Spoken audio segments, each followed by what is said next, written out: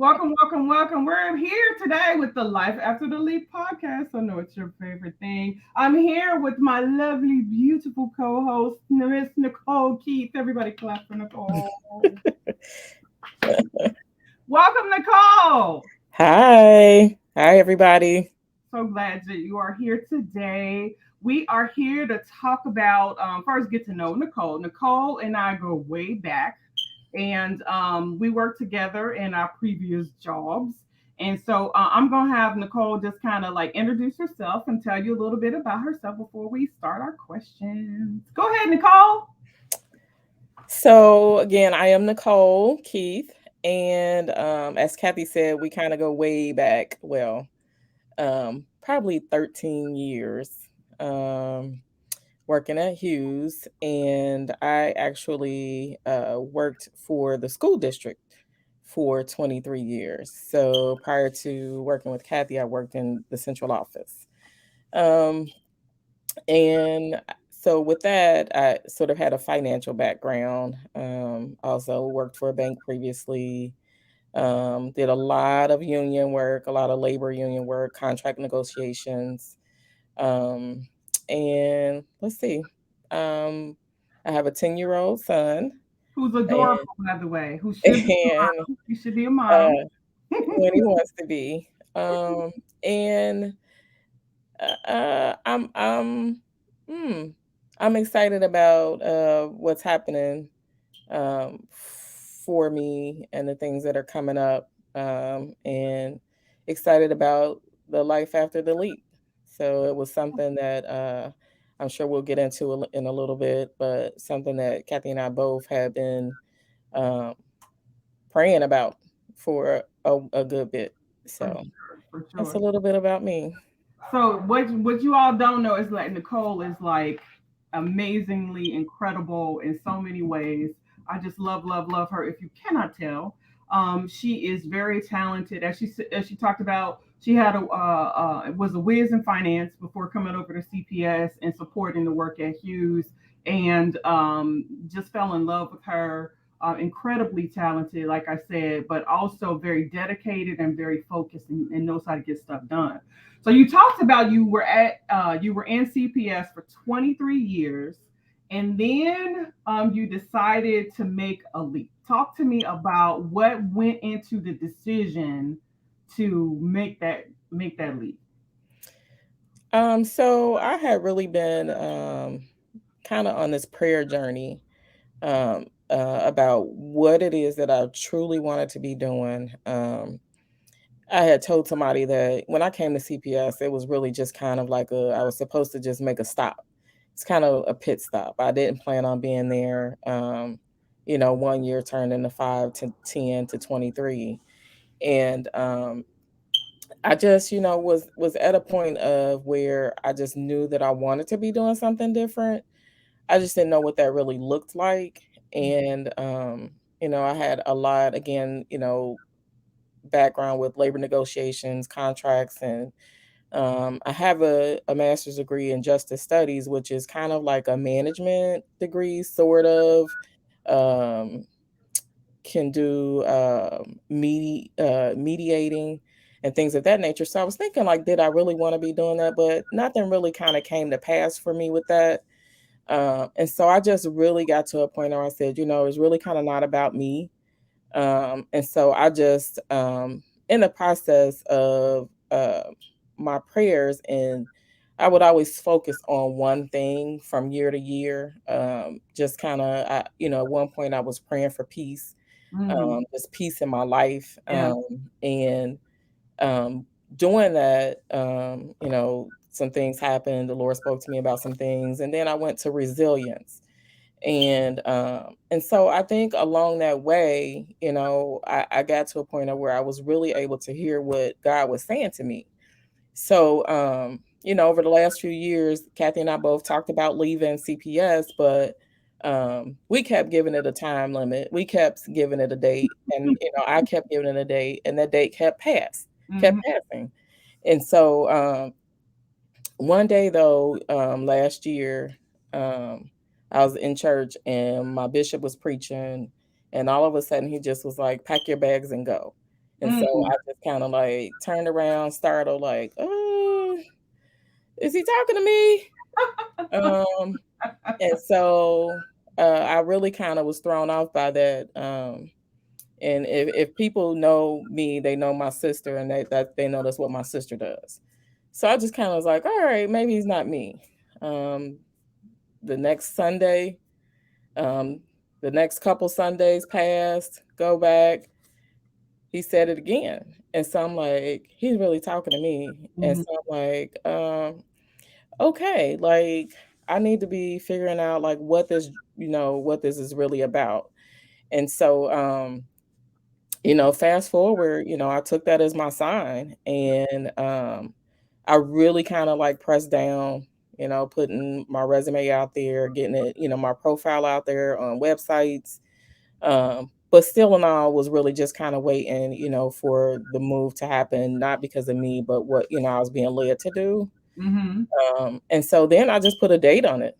I had just decided that, if I didn't find anything or if there was nothing out there for me, that I was definitely leaving before the next school year started.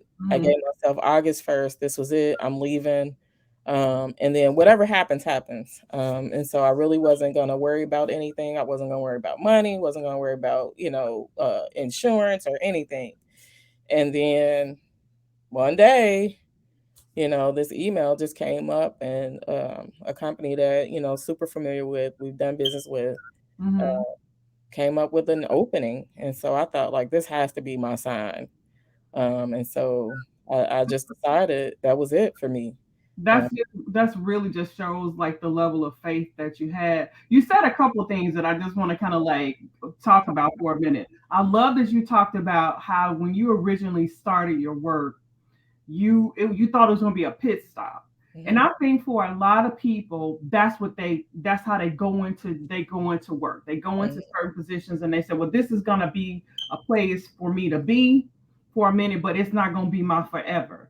And sometimes we get into a space where it gets so comfortable and we get complacent, almost, um, not that we're not continuing to be go-getters. That's not what I mean. But I mean like the environment, just it tends to create, it has this level of consistency that creates comfort. It has a knowing about, what's going to be happening. You don't have to guess about what your next day is going to look like. I mean, there may be some, you're working in school, so some of the days is going to be, mhm, but you know what I mean. The routine is set, and we can get really comfortable in that space, and next thing we know, we've been doing something for 20 years, and then, sometimes we wonder, did we miss the opportunity? And what I want to say is that if God is touching you on the shoulder, like he did you in church, he told you to pack your bags and go.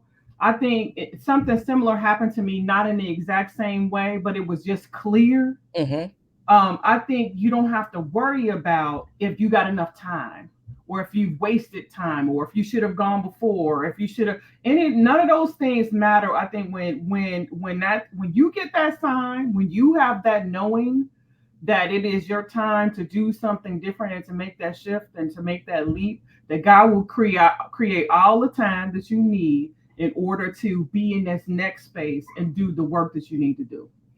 I so agree with you on that. I think, for me at least, I think part of me being there for so long, um, uh, I don't know if it was a matter of complacency versus stability for me.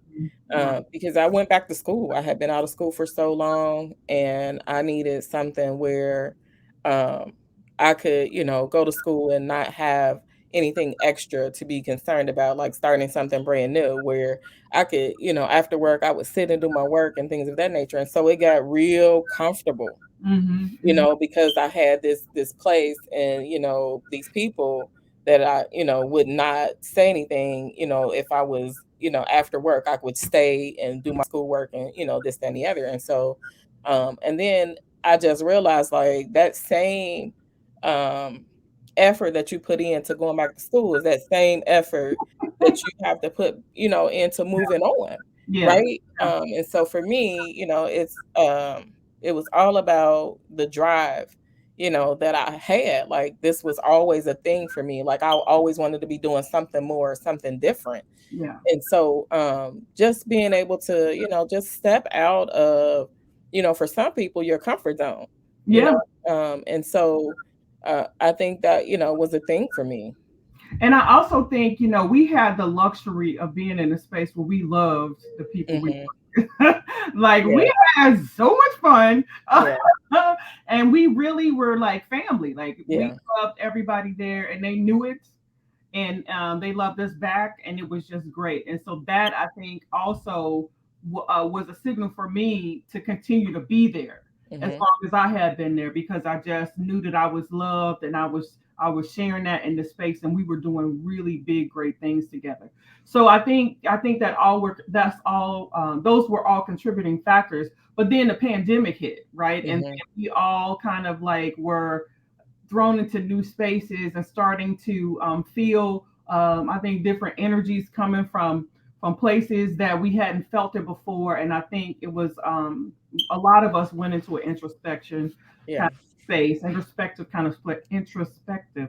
I can't get that word out. Kind of space where we were contemplating like what was next. What It was kind of scary, Hmm. like what is going on in the world, what is happening. And so I knew for me, I try to always live my life from a space of courage, because as a leader you have to like find courage to do stuff nobody else wants to do. And for the first time I felt a lot of deep fear. Hmm. Yeah. So I understand, like, when you talk about like trying to figure out like when to go and looking for a word, for a sign, Right. that it's time to go. But you found you got this, like manna from heaven, right? You got this email, and then you decided to make your leap. So tell me about your leap. Where are you? What are you kind of work are you doing now? So I work for a consulting company that does mostly diversity, equity, inclusion work, and some HR training, some executive coaching, and things of that nature. I think one of the things that really drew me to it was the fact that it was a lot of DEI work, which is something that just kind of has always been close for me. Again, lots of labor union work. That was my thing. Served on the Human Rights Committee, was the chair. Just have always, wanted to be a civil rights lawyer. And so that was just kind of the thing I was drawn to with the company. And one of the things that they say, is part of the mission is uncovering your inherent strength. And so I felt like that was really me. Anybody that ever really came to Hughes knew that people were always in my office. And it wasn't even always just about work. A lot of times people would come, um, just to talk things through, talk things over about what's happening with themselves, and the decisions that they want to be making, the things that they want to be doing, trying to figure out, what their next move is. And so it was always me, sort of being not just a sounding board, because I am a very good listener, um, but also, somebody to help you, kind of talk through the things that are going through. So I just kind of felt like that move was good for me. Hmm. And just was thinking like, oh, this is a perfect opportunity to get myself out there and maybe become an advisor or something of that nature, or coach, or whatever, because that's kind of what I've always done. um Yeah, you've so been coaching before coaching was cool, right? right. Like life coaching and helping people. I mean, our viewers don't know, like, men, women, and children all ended up in Nicole's space, listening to sage advice.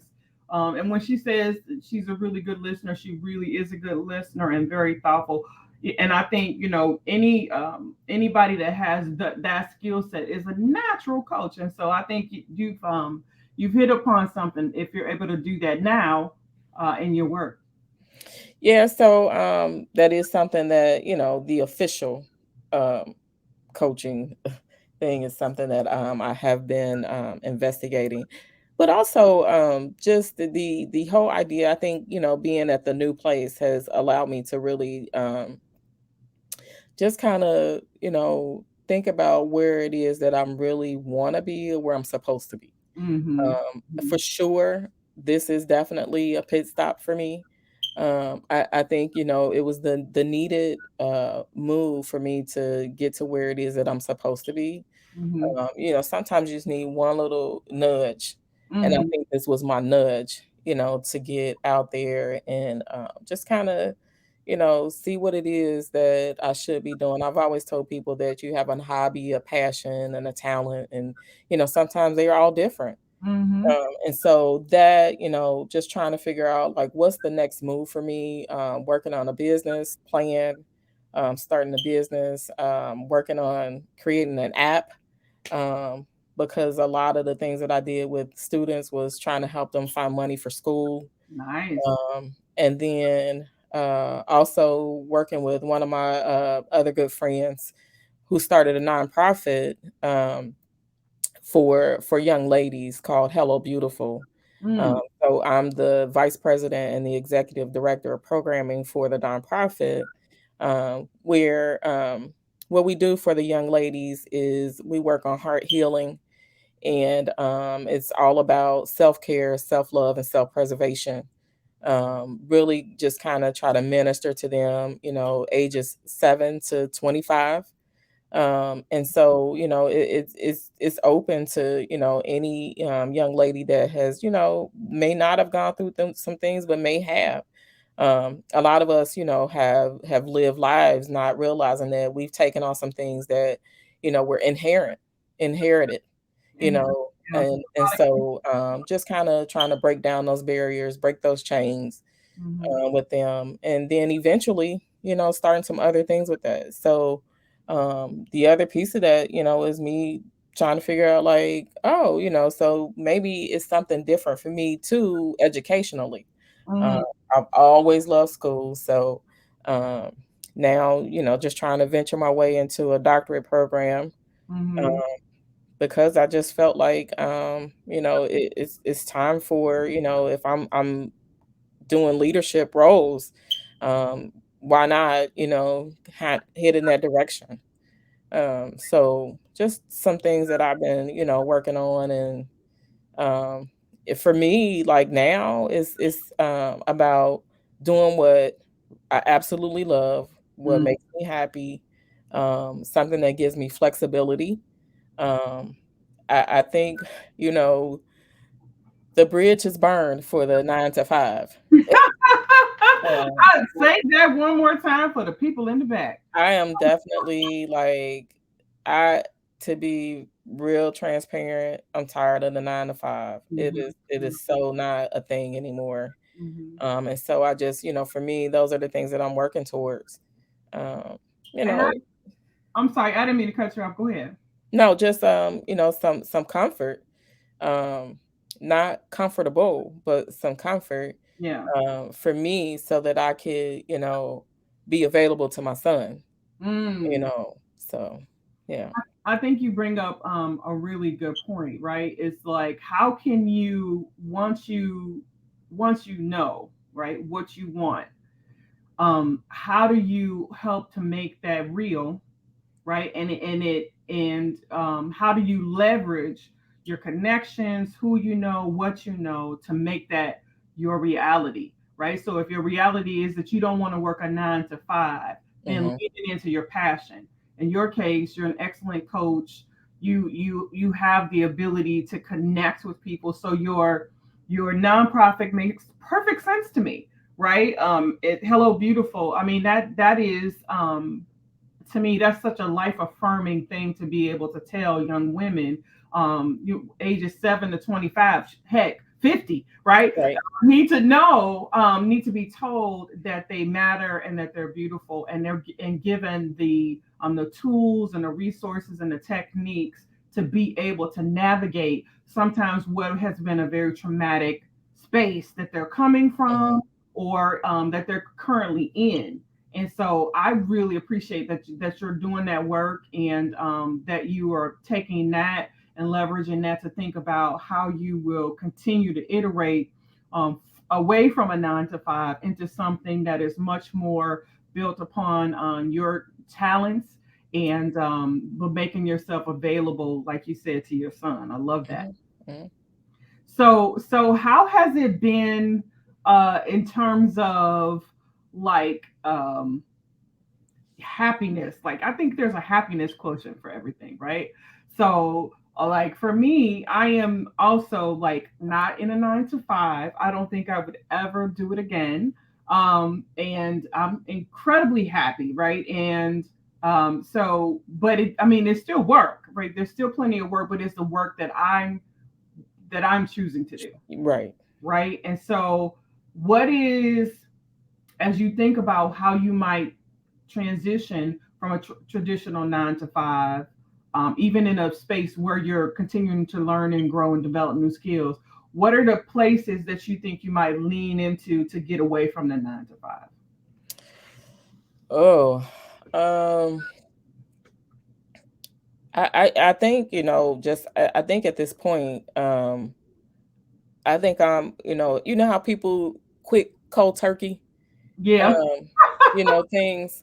yeah. I think that is probably gonna be the thing for me, so that I don't know if it'll be necessarily me leaning into something. Mm, I okay. think it's gonna be a cutoff. I've already, in this last couple weeks, I have decided that I'm gonna give myself another timeline. Okay. I have to, say like I'm cutting it off at this point, Mm-hmm. and I can't go on further. I'm gonna give enough time, you know, to get your ducks in a row, Mm-hmm. and then I'm out, Mm-hmm. right? And at that point, there is no more 9 to 5. Yeah. So I'm, once I'm starting my own thing, that's it for me, Mm-hmm. and so working on the business plan, it's been a number of different things, and we've talked about a number of different things. Mm-hmm. Uh, I think that sometimes, um, your goals, you just have to hit them versus, climbing the stair towards them. You just have Mm-hmm. to go do it, right? And I think the thing that I've done, with even just leaving CPS, for some people was considered like taking a big risk. Yeah. And so, but I think that's what I have to keep doing, Mm-hmm. so not necessarily just, transitioning, if you will, Mm-hmm. into that. Um, so it's more, like once I cut this off, I'm doing my own business. Mm-hmm. And, it'll, be, a brick and mortar establishment, Mm-hmm. and but the idea is that there'll be people there to work for me, Yeah. so I don't have to. And again, looking towards the idea of having more flexibility, in my schedule, I think, was another bigger part for me. Um, just feeling like I really had not necessarily been there enough Mm-hmm. for school, Mm-hmm. for my son. Mm-hmm. All the parents all the time, "Oh, I saw your kid on a field trip. Oh, I was on the field trip with your kid. Oh," and I'm like, Mom guilt is something else. yeah, and I always felt like I was giving my time, though, that I felt guilty of not being at work, Mm. and so, like, I don't want that. Yeah. I don't want to feel like I'm leaving that behind, but I'm leaving my kid behind, Mm-hmm. and Mm-hmm. so, yeah, I think for me, I don't know if it's yeah, I think it's just a jump right in. Well, You I love that attitude and that thinking because I think it was this lady I watch on YouTube. I think her name is Mo. I can't think. I think it might be Stevens, but she has this famous line that nobody is coming. Like, nobody is coming to save us. Nobody is coming to tell us to switch jobs. Nobody is Mhm, coming to tell us to start that business. Nobody is coming to tell us to start that nonprofit. Nobody is mhm, coming. Nobody is coming. We have to make sure that we are creating the space so we can go for ourselves and take care of the things that we want, for ourselves. It's not that we're not, of course, leveraging our resources and our family to help support that. Hopefully, we all have that. But no matter what, we have to be the leaders of what is going to happen in our lives, because nobody is coming. Nobody, I've learned, nobody is coming to help me go get on my exercise bike. Yeah. That's why I don't buy a Peloton, right? Because I know that I'm not gonna make myself go get on that Peloton and I'll spend all that money, right? But it's so important to say that, though, that you are looking past where you are and planning for your future, and you've given yourself a timeline. You understand what your needs are, that you're trying to make sure that you are being available to your son. You want that flexibility. You want to love what you do, and so defining those things, right? And then working, like actually doing the work, creating a business plan, right? So that you have a way forward, and then leaning into that space and saying, this is what's going to happen. I believe that, once we declare what we want, Hmm. that all of God's Yeah. angels and everything in the universe conspire to make that happen. If we're coming from a place in our heart that is of love and of pure um, joy and expectation and confidence that we can make this thing happen. I was watching some other video where they were talking about, all of these, the Great Resignation, right? Yeah. And that's kind of like how I started this Facebook page, and the subsequent podcast was, all of a sudden I thought I was, one of one, right? But as it turns out, millions of people, Yeah. including me and you, have decided to dramatically shift what we have been doing, and what is comfortable, right? And what is consistent, and what pays, pays. Sometimes it pays, sometimes it don't. But leaving those things to make something brand new happen for our lives, to fulfill that space in our heart that we know we have to feed in order to be our best selves. So I am so excited about what your business is going to be, and the fact that you have created this, the all of the from the business plan to the expectation around keeping your timelines, to your goals around what you want to have when you get there. Yeah. I'm so excited that you have all of that kind of mapped out. What tip would you give somebody if they were thinking about doing similar, making the leap, leaving their job and going into a new space? What would you tell them? It, you know, it's funny because, you know, just in our circle, we've had a number of people, that have kind of just been wavering, Mm-hmm. and even other individuals. And so I think, for me, though, I think it was really about relationship, and my relationship, my spiritual relationship, and then my relationship with people, right? And so, what I say to people is that, you have to get to a point of where you can cancel out the noise, of, how it used to be like on Tom and Jerry, like the angel Oh, and the yeah, devil. Like, yeah, you gotta cancel that out, right? Because you have to be still and hear what God is trying to say to you. mm-hmm. And you, or whoever you worship, and you have to be able to see the things that are in front of you, because he's going to open doors for you, Yeah, right? mm-hmm. And you have to be able to avail yourself to him enough to see it when it's opening, Mm-hmm. right? And so I think, like, the bigger piece is really being, like, not just spiritually grounded, but in a space where you also have people that are going to support you, Yeah, right? mm-hmm. So, like, I, honestly, aside from, me just really trying to be steadfast in my prayer life, and, just trying to be devoted to that, like, I honestly think that there probably would be, some disconnects to where I am if I didn't, like, have you. Mm. And so, that's important, right? you have helped, to, move, you know, me to move the mark. And so you need people, in your life when you're trying to make that decision that is gonna be supportive of whatever the move is that you make, right? And Hmm.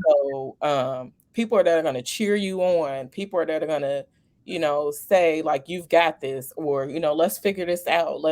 Okay, maybe that's not it," or, when there's something that you thought was for you and it really wasn't your turn yet, Mm. to say, "It's really okay." And so I think that those are the couple things that I would, just, to be spiritually grounded, to be ready for whatever is getting ready to be presented to you, and then to have people there that are going to support you. You have to have a really good, solid foundation, um, of the two, because there's going to be times where you ebb and flow, Mm. you like, "Ugh, I don't know if this is it." And Hmm. you have to go to something, right? Right. You're either gonna go to your spiritual guide or you're gonna go to your friend, right? And so that's what you need. I think those are really good points, and I love the fact that you talked about the cheering section, because you need that. If Mm, it's not your immediate family or your cousins, you gotta mhm. have a set of girlfriends Right, or right, somebody, right. right? Who you can depend on to constantly be continuing to add positive energy into your space. You Mhm. know, people can do it solo. They can go out on their own and against all odds. That happens at times too. But I just think it's a little bit harder. I think it's Yeah, always better if you have, you've got someone who understands the journey. That's why I think it's important that we have this group, right? yeah, So for me, for us, I think it's important because we can connect with like-minded folks, people who are trying to transition and need a space. This creates a space for them to be able to share where they are, and hopefully tap into someone else's knowledge base to help them continue to grow and move forward. So I yeah, hope as this group grows, that people can see the value that adds to it, and understanding that we're not that very different. We're not that very different in terms of the struggles that we all have, but it's kind of unique that we are all doing it like at this crazy time in history, and that mhm, yeah, and it's nice mhm. that we have a group where we can kind of turn to share ideas and continue to keep each other lifted up with messages of support and encouragement. Yeah, I totally agree. I think this, the group would be just kind of like your support system, Yeah, and yeah, then it becomes your network, and exactly. so you need that. Yeah. Hmm. So, can you tell everybody how we can find your nonprofit? How will we find your nonprofit? Do you have a website? So the organization is called Hello Beautiful Outreach Ministries, and it is on Facebook, it is on Twitter, it is on Instagram, and you can find us on any one of those um, social media apps. Our website is not up just yet, but we're working on some trademark stuff. So uh, Okay. So I put definitely. it down here. That's what I was typing. I'm so proud of myself for that. But this is how But they can find you. They can look this up on Facebook, Instagram, Twitter. yes, Okay. yes, and Okay. just message us if anybody has any questions or interested in getting their young ladies involved. We actually call them our daughters. Mm, Um, to get them involved, just message us. We'll reach back out to you. We meet twice a month. We don't have a location that is our own just yet. We do have a location that we meet at, and so we meet actually through the school year. So oh, we take the summers off, mhm. and this was our first full year. It's kind of light, but it was great for us. Just kind of getting started, just getting a feel for things. But we're excited about where things are going for us. We've partnered with a church, which was, sort of not an intent, Mhm. but they were excited about our organization, and we partnered with their youth group, and did. a workshop last month, so which was a really good hit. But definitely check us out and message us and let us know if there's some interest there. I'm so excited. I know that this is good work. It's important work. It's needed work, and I'm so glad it's you doing it. I am just so pleased that you came on today. Nicole is an official administrator of the Life After the Leap group, and so she's going to be hosting some of these. So I thought it was really important that she came on and we were able to showcase her beauty, her talent, her love for the work, her love for people, and all that she's doing. So thank you so much, my dear Nicole Keith. Uh, Well, thank you. you know I love you, and And I love you more. I'm so proud of. And that's what she always says, by the way. All right, Nicole, we're gonna say goodbye. Thank you guys. We really appreciate you, and we'll catch you next time on Life After the Leap podcast. Bye. See you, everybody.